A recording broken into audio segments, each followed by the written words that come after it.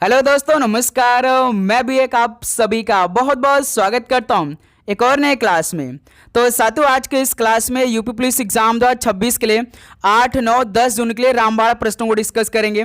तो साथियों, पेपर से ठीक एक दिन पहले ये आखिरी दाव होने वाला है, जो कि आपके शिफ्ट के लिए अति संभावित पेपर वाले प्रश्न आज के इस क्लास में हम लोग देखने वाले हैं। पूरे 125 प्रश्न इस क्लास में हम लोग डिस्कस करेंगे और आप सभी का टारगेट है 100 प्रश्नों का। तो साथियों, इस क्लास में हम लोग अति संभावित सभी प्रश्नों को देखेंगे, जिससे कि आपकी तैयारी और भी अच्छी हो सके। तो जिनका भी एग्जाम 8 जून को होने वाला है, 9 जून को होने वाला है और 10 जून को होने वाला है, यदि आप एग्जाम देने जा रहे हैं इन 6 शिफ्टों में, तो समझिए साथियों, आज का ये क्लास आपके लिए रामबाण होने वाले हैं। आप इन क्लास के एक भी प्रश्नों को छोड़ेंगे नहीं, क्योंकि साथियों 8, 9, 10 जून के पेपर वाले प्रश्नों को आप इस क्लास में हल करेंगे।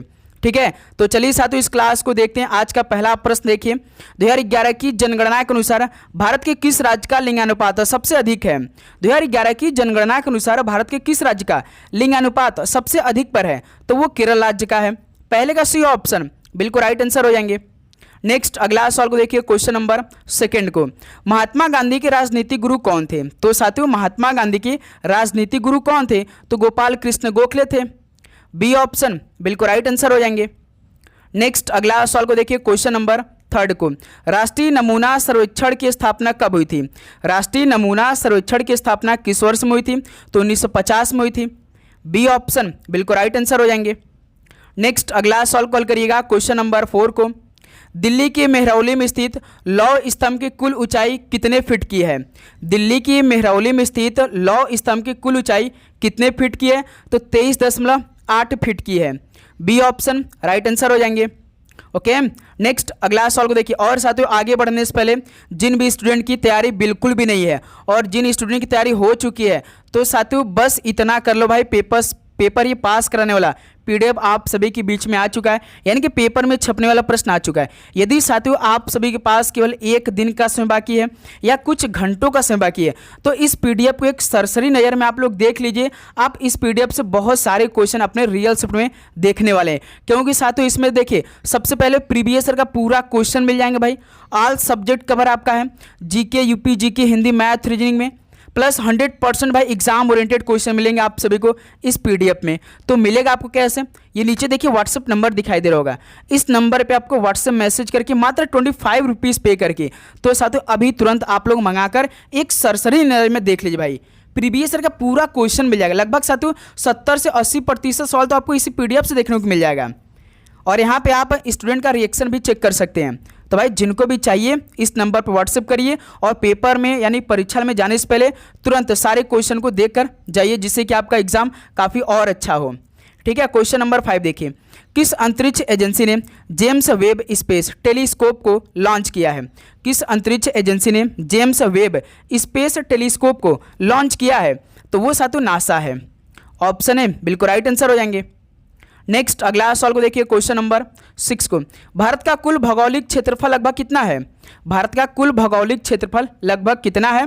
तो 32.8 लाख वर्ग किलोमीटर है। बी ऑप्शन बिल्कुल राइट आंसर हो जाएंगे।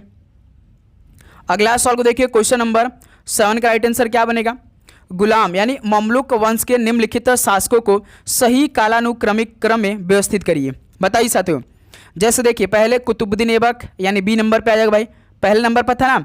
उसके बाद इल्तुतमिश था यानी सी नंबर पे आ जाएगा। लास्ट में आपका बलबन था यानी ए, यानी 2, 3, 1, 231 देखिए कौन सा ऑप्शन है?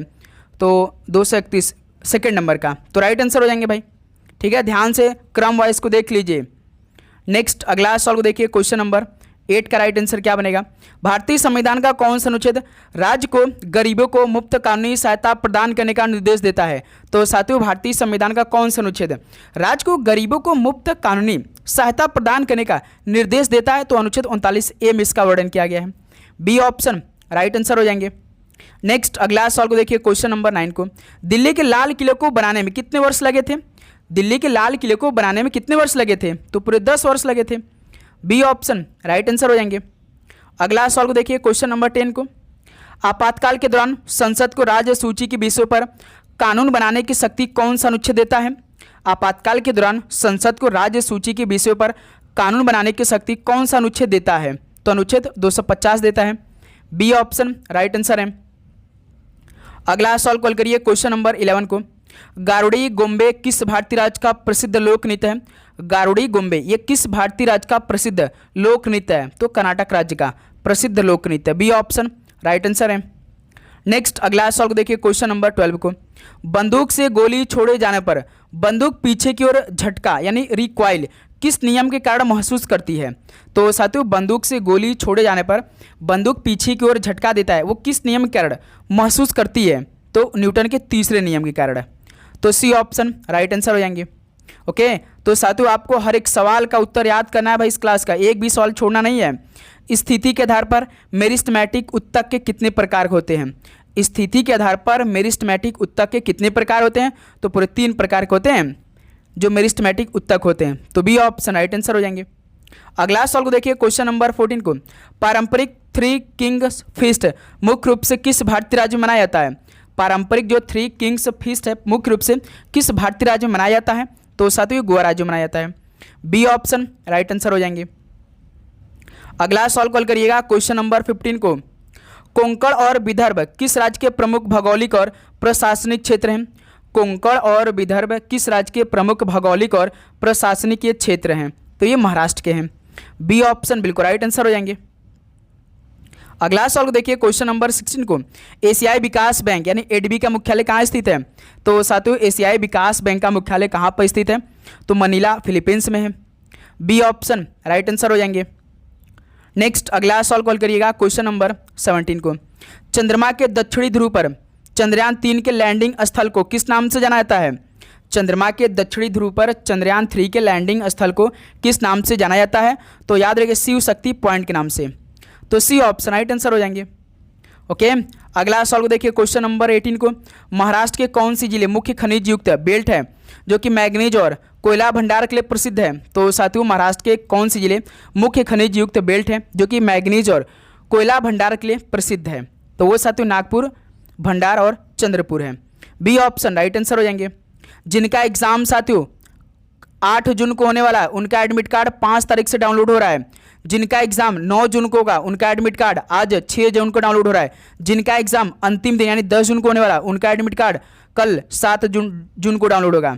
इसलिए जिनका भी एग्जाम जिस डेट को है उसी तरह आप लोग अपना एडमिट कार्ड को डाउनलोड कर लीजिए भाई, ठीक है। और एग्जाम डेट कमेंट सेक्शन में बता दीजिए कि आपका एग्जाम इस डेट को होने वाले, क्योंकि साथियों उसी तरह हमें आपके लिए पूरे पेपर का सोल्यूशन करवाना है भाई, ठीक है।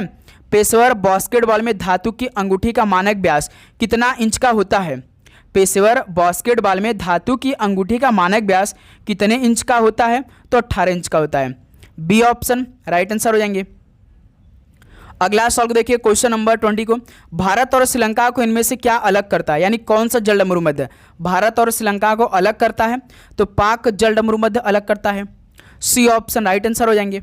ओके, नेक्स्ट अगला सवाल देखिए क्वेश्चन नंबर 21 को। Faster and more inclusive growth ये किस पंचवर्षीय योजना का मुख्य लक्ष्य था? Faster and more inclusive growth ये किस पंचवर्षीय योजना का मुख्य लक्ष्य था? तो 11वीं पंचवर्षीय योजना का मुख्य लक्ष्य था, सी ऑप्शन राइट आंसर हो जाएंगे। ओके, नेक्स्ट अगला सवाल देखिए क्वेश्चन नंबर 12 को। अजमेर के चौहानों के विस्तार के दौरान उनके मुख्य प्रतिद्वंदी कौन थे? अजमेर के चौहानों के विस्तार के दौरान उनके मुख्य प्रतिद्वंदी कौन थे? तो याद रखिए गुजरात के चालुक्य थे, तो इस सवाल का बी ऑप्शन राइट आंसर हो जाएंगे। नेक्स्ट अगला सवाल कॉल करिए क्वेश्चन नंबर 23 को। भारतीय सांख्यिकी संस्थान ISI के संस्थापक कौन थे? भारतीय सांख्यिकी संस्थान यानी ISI के संस्थापक कौन थे? तो PC महालनोबिस थे, बी ऑप्शन राइट आंसर हो जाएंगे। अगला सवाल कॉल करिए क्वेश्चन नंबर 24 को। जीत थाइल का कौन सा उपन्यास मैन बुकर पुरस्कार के लिए शॉर्ट लिस्ट किया गया था?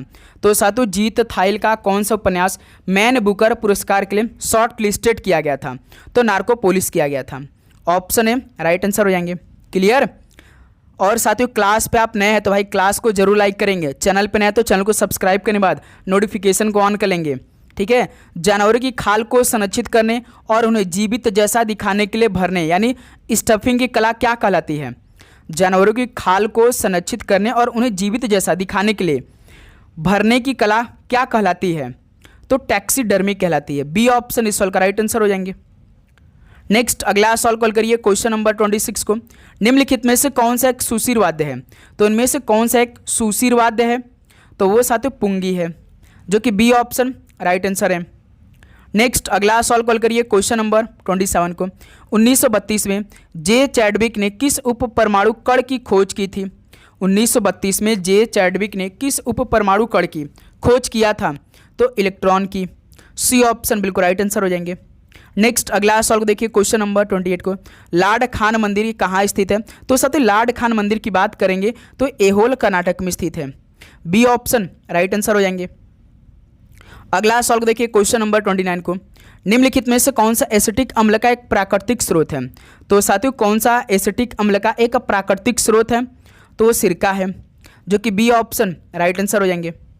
नेक्स्ट अगला सॉल्व कॉल करिए क्वेश्चन नंबर 30 को। फोगाट बहने निम्नलिखित में से किस खेल से संबंधित है? फोगाट बहने किस खेल से संबंधित है? तो ये कुश्ती संबंधित है, जो कि बी ऑप्शन राइट आंसर हो जाएंगे। अगला सॉल्व कॉल करिए क्वेश्चन नंबर 31 को। चंद्रमा किस बल के कारण पृथ्वी के चारों ओर चक्कर लगाता है? तो साथियों चंद्रमा किस बल के कारण पृथ्वी के चारों ओर चक्कर लगाता है? तो भाई गुरुत्वाकर्षण बल के कारण। तो सी ऑप्शन राइट आंसर हो जाएंगे। नेक्स्ट अगला सवाल को देखिए क्वेश्चन नंबर 32 को। अगस्त 2025 तक बृहस्पति के पास कितने ज्ञान प्राकृतिक उपग्रह हैं? तो साथियों अगस्त 2025 तक बृहस्पति के पास कितने ज्ञात प्राकृतिक उपग्रह है बताइएगा आप लोग? तो पूरे 97 भाई है। सी ऑप्शन राइट आंसर हो जाएंगे। नेक्स्ट अगला सवाल को देखिएगा क्वेश्चन नंबर 33 का राइट आंसर क्या बनेगा? राजा जे चलया समिति गठन किस वर्ष किया गया था? राजा जे चलया समिति गठन किस वर्ष में किया गया था? तो 1991 में किया गया था। बी ऑप्शन राइट आंसर हो जाएंगे।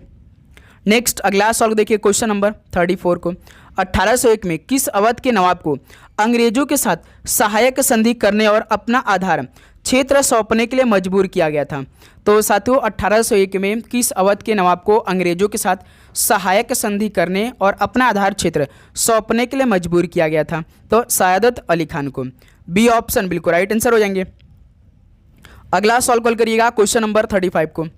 निम्नलिखित में से कौन सा रंग जूडो बेल्ट का मानक रंग नहीं है? तो साथियों कौन सा रंग जूडो बेल्ट का मानक रंग नहीं है? तो वो साथियों गुलाबी नहीं है भाई रंग। तो बी ऑप्शन राइट आंसर हो जाएंगे। ठीक है, अगला सवाल को देखिए क्वेश्चन नंबर 36 को। सांची स्तूप के शिल्प मुख्य रूप से क्या चित्रित करते हैं? सांची स्तूप के शिल्प मुख्य रूप से क्या चित्रित करते हैं? तो बुद्ध के जीवन और जातक कथाओं के उद्देश्य करते हैं भाई। तो बी ऑप्शन राइट आंसर हो जाएंगे। नेक्स्ट अगला सवाल को देखिए क्वेश्चन नंबर 37 को। मानव उत्सर्जन प्रणाली में नाइट्रोजन युक्त अपशिष्ट यानी यूरिया को मुख्य रूप से रक्त से कौन हटा है? बताइए। मानव उत्सर्जन प्रणाली में नाइट्रोजन युक्त अपशिष्ट यूरिया को मुख्य रूप से रक्त से कौन हटाता है? ये सवाल पूछ रहा है।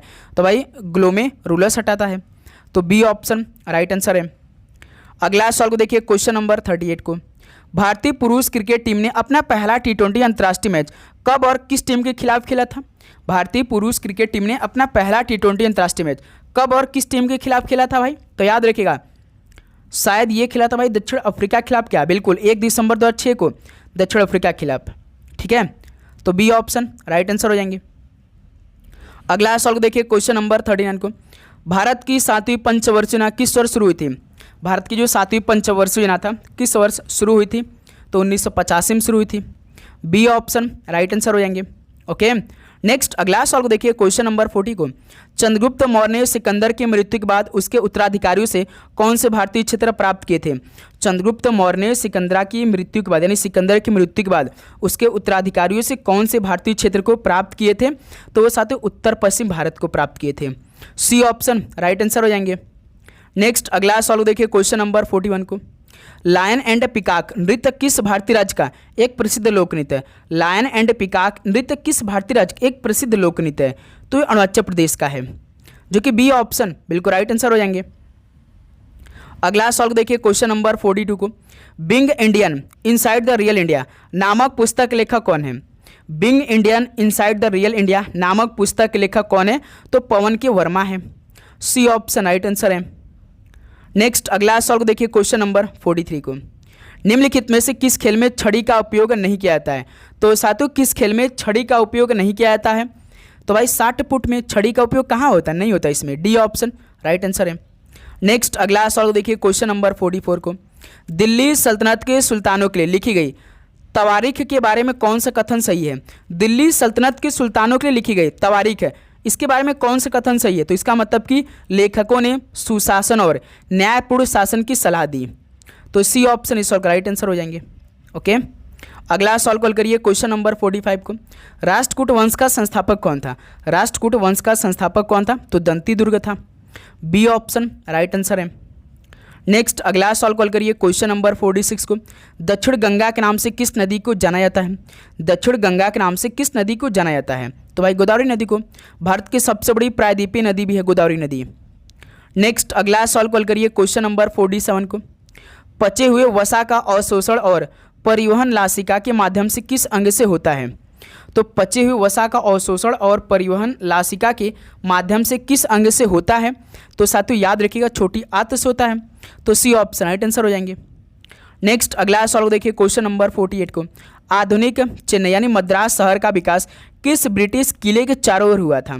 तो साथियों आधुनिक चेन्नई यानी मद्रास शहर का विकास किस ब्रिटिश किले के चारों ओर हुआ था? तो भाई फोर्ट सेंट जॉर्ज के। तो बी ऑप्शन बिल्कुल राइट आंसर हो जाएंगे। अगला सवाल को हल करिए क्वेश्चन नंबर 49 को। भारत में 23 अगस्त को राष्ट्रीय अंतरिक्ष दिवस के रूप में क्यों मनाया जाता है? तो साथियों भारत में 23 अगस्त को जो राष्ट्रीय अंतरिक्ष दिवस होता है ये किसके रूप में क्यों मनाया जाता है? क्योंकि चंद्रयान 3 की सफल लैंडिंग के कारण हुई थी भाई। ठीक है, राष्ट्रीय अंतरिक्ष दिवस मनाई जाती है भारत में 23 अगस्त को प्रत्येक वर्ष। अगला सवाल को देखिए क्वेश्चन नंबर 50 को। भारतीय अर्थव्यवस्था ने पहली बार किस वर्ष $1 ट्रिलियन का आंकड़ा पार किया था? तो साथियों भारतीय अर्थव्यवस्था ने पहली बार किस वर्ष $1 ट्रिलियन का आंकड़ा पार कर लिया था? तो 2007 में किया था भाई। बी ऑप्शन बिल्कुल राइट आंसर हो जाएंगे। भारत पाकिस्तान के जब फाइनल मैच हुआ था जिसमें भारत ने पहली बार T20 का वर्ल्ड कप जीता था महेंद्र सिंह धोनी की कप्तानी में पाकिस्तान को हराकर। जनगणना 2011 के अनुसार भारत में प्राथमिक क्षेत्र में कुल कार्यबल भागीदारी कितनी प्रतिशत थी? तो साथियों जनगणना 2011 के अनुसार भारत में प्राथमिक क्षेत्र में कुल कार्यबल भागीदारी कितनी थी? तो पूरे 54.6% थी, जो कि बी ऑप्शन राइट आंसर है। नेक्स्ट अगला सवाल को देखिए क्वेश्चन नंबर 52 को। भारत का वह एकमात्र राज्य कौन सा जहां पर लाइट के संसाधन पाए जाते हैं? भारत का वह एकमात्र राज्य कौन सा जहां पे पर लाइट के संसाधन पाए जाते हैं? तो वो गुजरात राज्य में। तो बी ऑप्शन राइट आंसर हो जाएंगे। ओके, अधिक से अधिक स्कोर इस क्लास में सही करने का प्रयास करिएगा, जिससे क्या होगा कि आपके रियल शिफ्ट में आपका अपने आप भाई सभी प्रश्नों का उत्तर सही होता रहेगा। अनेकांतवाद किस व्यक्तित्व से संबंधित एक मौलिक सिद्धांत है? तो साथियों अनेकांतवाद ये किस व्यक्तित्व से संबंधित एक मौलिक सिद्धांत है? तो महावीर स्वामी से। सी ऑप्शन राइट आंसर हो जाएंगे। अगला सवाल कॉल करिए क्वेश्चन नंबर 54 को। साद प्लियंग जिसे प्लेट डांस भी कहा जाता है यह किस राज्य का पारंपरिक लोक नृत्य है? साद प्लिंग जिसे प्लेट डांस भी कहा जाता है तो ये किस राज्य का पारंपरिक लोक नृत्य है? तो ये साथियों मेघालय राज्य का पारंपरिक लोक नृत्य है। सी ऑप्शन राइट आंसर हो जाएंगे। अगला सवाल कॉल करिए क्वेश्चन नंबर 55 को। भारतीय संविधान की 7वीं अनुसूची की समवर्ती सूची में कौन सा विषय शामिल है? भारतीय संविधान की 7वीं अनुसूची की समवर्ती सूची में कौन सा विषय शामिल है? तो व्यापार संघ विषय शामिल है। बी ऑप्शन राइट आंसर हो जाएंगे। ओके, नेक्स्ट अगला सवाल को देखिए क्वेश्चन नंबर 56 को। बैठकी होली उत्सव किस भारतीय राज्य से संबंधित है? बैठकी होली उत्सव ये किस भारतीय राज्य से संबंधित है? तो ये साथियों उत्तराखंड से संबंधित है, जो कि बी ऑप्शन राइट आंसर है। अगला सवाल कॉल करिए क्वेश्चन नंबर 57 को।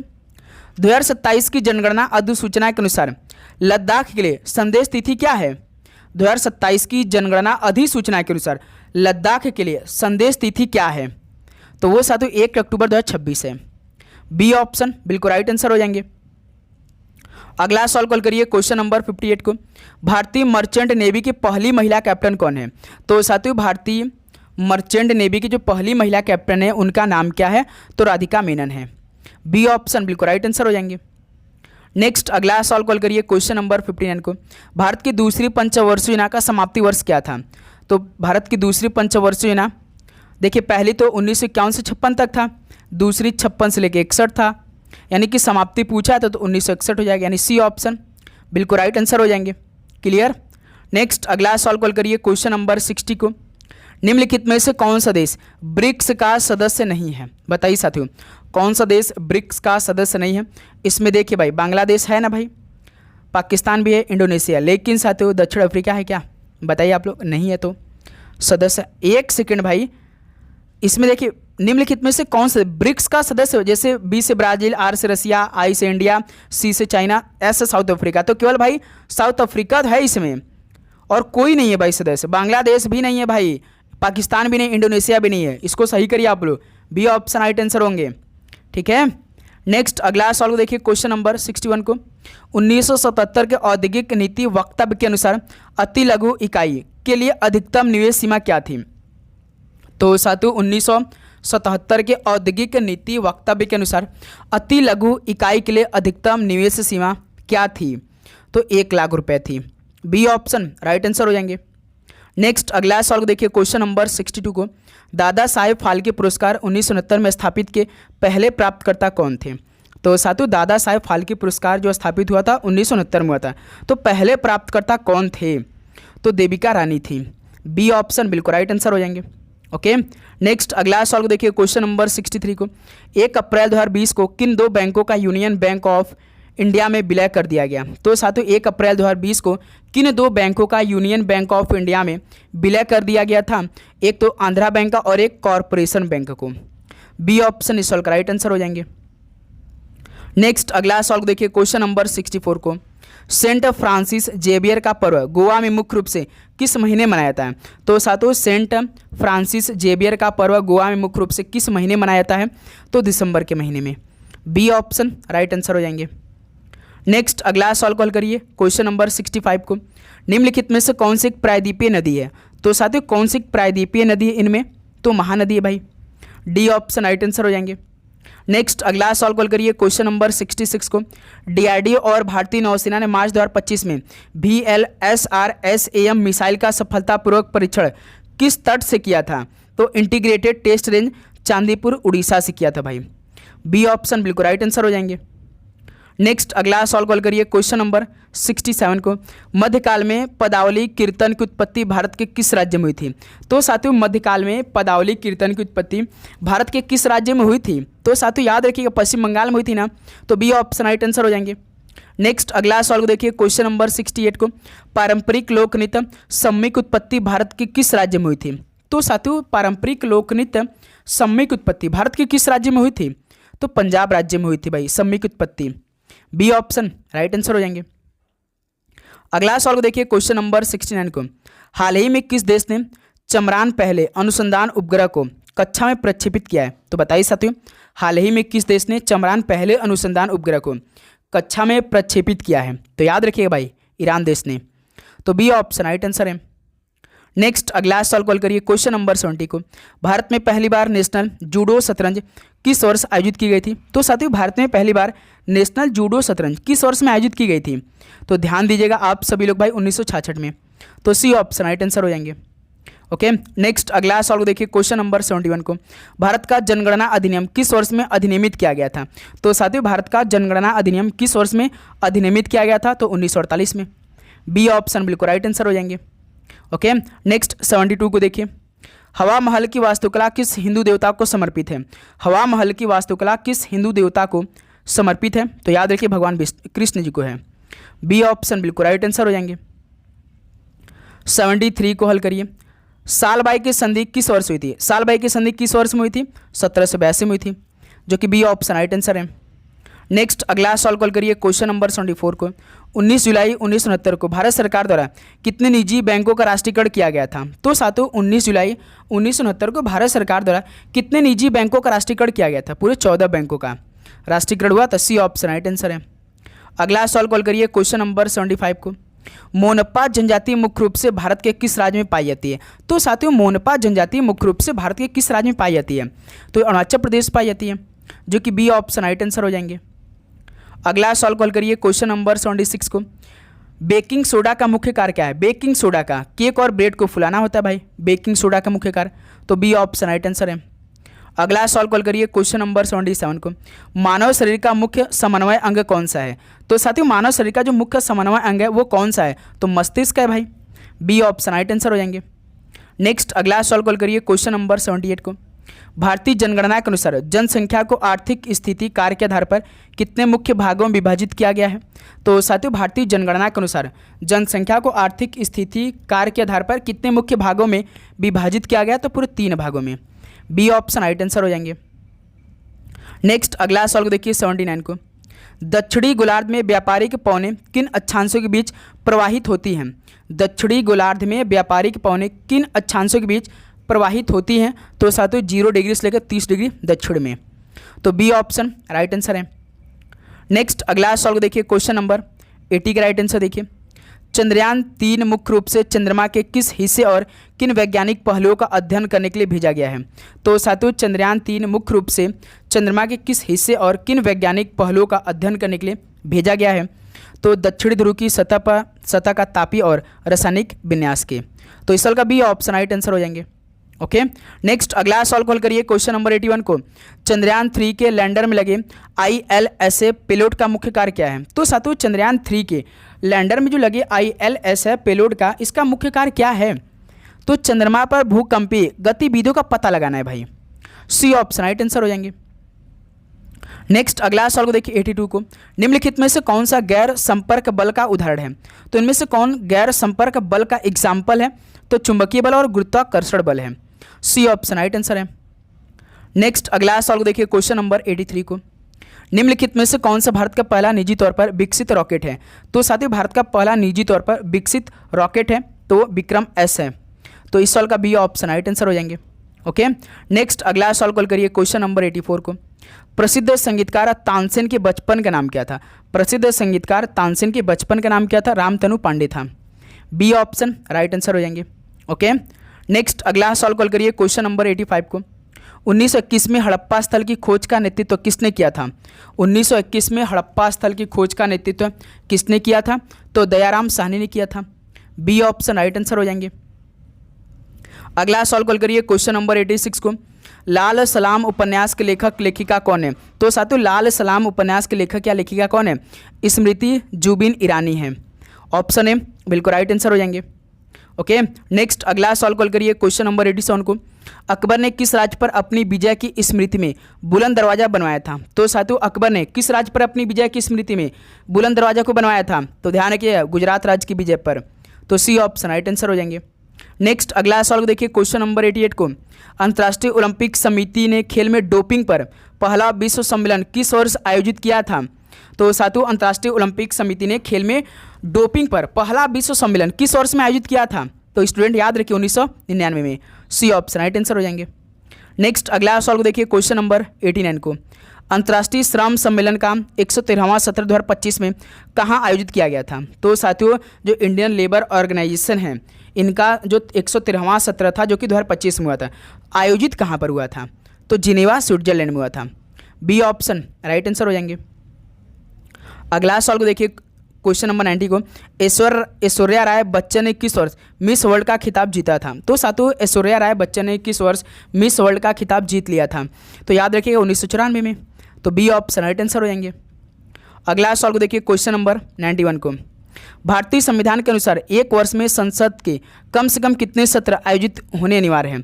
तो साथियों भारतीय संविधान के अनुसार एक वर्ष में संसद के कम से कम कितने सत्र आयोजित होने अनिवार्य होते हैं? तो पूरे 2 सत्र, तो बी ऑप्शन राइट आंसर हो जाएंगे। अगला सवाल कॉल करिए क्वेश्चन नंबर 92 को। पेनाल्टी लाइन और फ्री थ्रो लाइन शब्द किन खेलों से संबंधित है? तो साथियों जो पेनाल्टी लाइन है और फ्री थ्रो लाइन है ये किन खेलों से संबंधित शब्द हैं? तो याद रखिए हैंडबॉल और बास्केटबॉल से, जो कि बी ऑप्शन राइट आंसर हो जाएंगे। क्वेश्चन नंबर 93 को देखिए। प्राचीन मगध साम्राज्य में व्यापार और परिवहन के लिए किन नदियों का मुख्य रूप से प्रयोग किया जाता था? तो साथियों प्राचीन मगध साम्राज्य में व्यापार और परिवहन के लिए किन नदियों का मुख्य रूप से प्रयोग किया जाता था? तो याद रखिएगा गंगा और सोन नदी का, तो सी ऑप्शन राइट आंसर हो जाएंगे। अगला सवाल कॉल करिए क्वेश्चन नंबर 94 को। ब्रिक यानी किडनी की संरचनात्मक और कार्यात्मक इकाई क्या है? तो साथियों किडनी की संरचनात्मक और कार्यात्मक इकाई क्या है? तो नेफ्रॉन है भाई, बी ऑप्शन राइट आंसर हो जाएंगे। अगला सवाल कॉल करिए क्वेश्चन नंबर 95 को। एक निश्चित समय में किसी वस्तु द्वारा तय की गई दूरी को क्या कहते हैं? तो साथियों एक निश्चित समय में किसी वस्तु द्वारा तय की गई दूरी को क्या बोलते हैं? तो चाल बोलते हैं भाई, बी ऑप्शन राइट आंसर हो जाएंगे। ओके, नेक्स्ट अगला सवाल को देखिए क्वेश्चन नंबर 96 को। 2025 में मराठा सैन्य परिदृश्य को शामिल करने के बाद भारत में कुल कितने यूनेस्को विश्व धरोहर स्थल हो गए हैं? तो टोटल कितने हो गए हैं धरोहर स्थल? पूरे 44, डी ऑप्शन राइट आंसर हो जाएंगे। अगला सवाल को देखिए क्वेश्चन नंबर 97 को, काकरापार परमाणु ऊर्जा केंद्र भारत के किस राज्य में स्थित है? बताइए साथियों, काकरापार परमाणु ऊर्जा केंद्र भारत के किस राज्य में स्थित है? तो याद रखिए गुजरात राज्य में स्थित है, जो कि बी ऑप्शन राइट आंसर है। अगला सवाल को देखिए क्वेश्चन नंबर 98 को, निम्नलिखित में से भाषाओं का कौन सा जोड़ा भारत की अनुसूचित भाषाओं यानी 8वीं अनुसूची में शामिल है? तो बताइए साथियों, निम्नलिखित में से भाषाओं का कौन सा जोड़ा भारत की अनुसूचित भाषाओं यानी कि 8वीं अनुसूची में शामिल है? एक मैथिली और एक संथाली है। तो इस सवाल का बी ऑप्शन राइट आंसर हो जाएंगे। अगला सवाल कॉल करिए क्वेश्चन नंबर 99 को, झुम्पा लाहिड़ी द्वारा मूल रूप से इतालवी में लिखी गई पुस्तक कौन सी है? झुम्पा लाहिड़ी द्वारा मूल रूप से इतालवी में लिखी गई पुस्तक कौन सी है? इन अदर वर्ड्स है भाई, तो सी ऑप्शन राइट आंसर है। अगला सवाल कॉल करिए क्वेश्चन नंबर 100 को, बुद्ध शब्द का शाब्दिक अर्थ क्या है? बुद्ध शब्द का आर्थिक शब्द क्या है साथी? शाब्दिक अर्थ क्या है? जागृत या प्रबुद्ध व्यक्ति है। ठीक है, बी ऑप्शन राइट आंसर हो जाएंगे। नेक्स्ट अगला सवाल को देखिए क्वेश्चन नंबर 101 को, भोजपुरी क्षेत्र की पारंपरिक लोक विधा बिरहा मुख्य रूप से क्या दर्शाती है? बताइए साथियों, भोजपुरी क्षेत्र की पारंपरिक लोक विधा बिरहा मुख्य रूप से क्या दर्शाती है? तो याद रखिए बिरह या जादुई का दर्द ये दर्शाती है, बी ऑप्शन राइट आंसर है। क्वेश्चन नंबर 102 को देखिए, हॉकी के लिए नियमित श्रेणी में द्रोणाचार्य पुरस्कार 2024 किससे प्रदान किया गया? तो साथियों, द्रोणाचार्य पुरस्कार 2024 किससे प्रदान किया गया था? वो भी हॉकी के लिए नियमित श्रेणी में, तो वो साथियों संदीप सांगवान को दिया गया था। ऑप्शन है राइट आंसर है।